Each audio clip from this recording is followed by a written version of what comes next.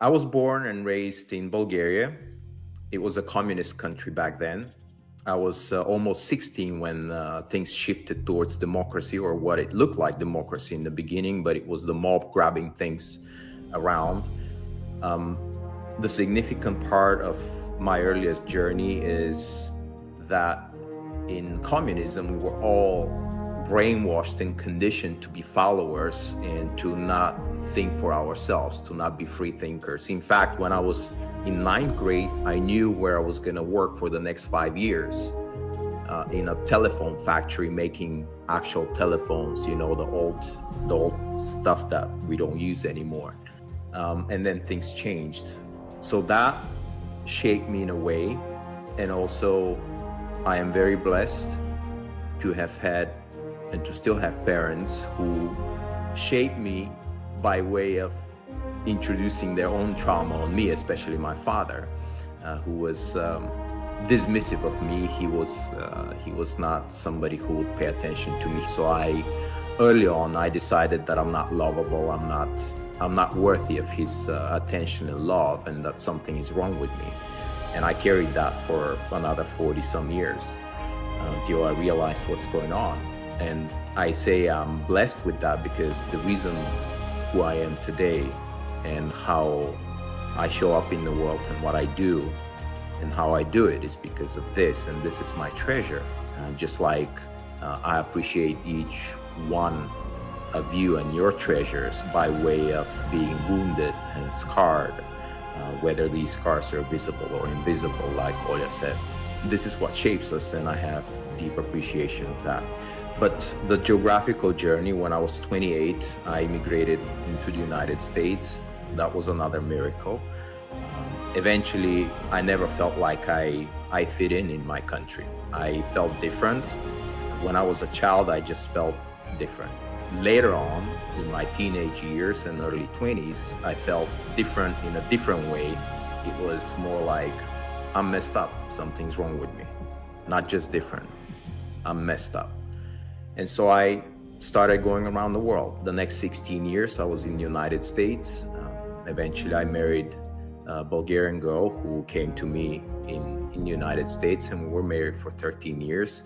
I continued to be very lost and be very much influenced by the hunger to express myself. But I was also indoctrinated now by the Western ideology of chasing the material stuff and fame and reputation and status and all of these things, and that never fulfilled me, and it never allowed me to find myself. And I never realized it, and I kept looking outside of me, and I kept running into frustration and disappointment and depressions and so on. In the meantime, in one of my lives, I was a competitive natural bodybuilder. That's how I expressed myself. I was a fitness trainer. Then I became a coach, because even in my fitness training, I realized that I'm doing more of a mindset work than I was doing physical work with clients, because that's always where the challenges are in the identity. But that's one of my past lives. Another one is I had a bakery, so I learned how to bake. I had a physical bakery and a storefront and a coffee shop and all these things.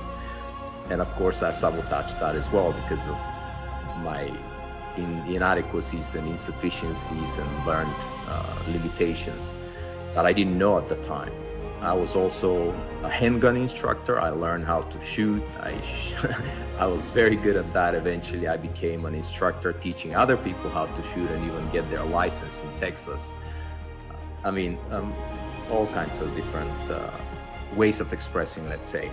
But eventually, my marriage ended after 13 years, and then I thought I was gonna go to Europe for a couple of months and reset and come back to the United States. That was in 2018. I never went back to the United States. That's 6.5 years since then.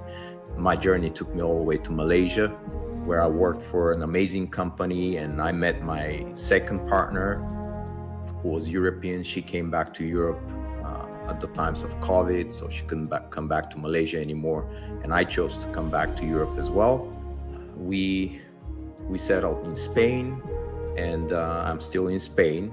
We had a beautiful child. We're no longer a couple, but we had a beautiful child, and we co-parent in beautiful harmony right now. And I guess I'll finish with this. The geographic movement is quite a bit, but all of it is reflecting an inner journey, a journey of looking around the world to find my missing parts.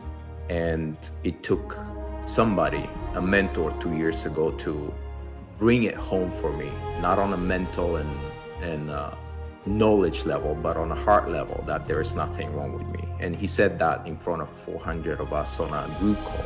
And he said, the reason why I'm so effective with the people I help is because I start with one truth.